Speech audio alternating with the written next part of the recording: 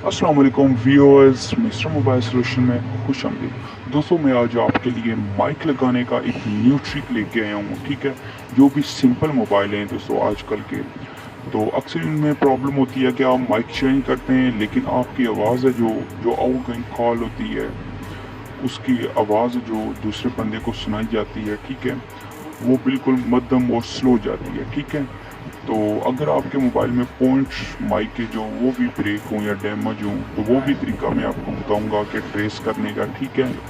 तो जो माइक का न्यू ट्रिक है दोस्तों, वो आपके लिए मैं लेके आया हूँ, ठीक है। आप अपने मोबाइल में इस्तेमाल कर सकते हैं, ठीक है।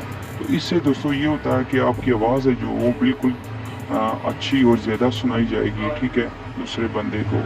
तो दोस्तों अगर आपको मेरी वीडियो पसंद आई तो वीडियो को लाइक और सब्सक्राइब लाजमी करें। शुक्रिया।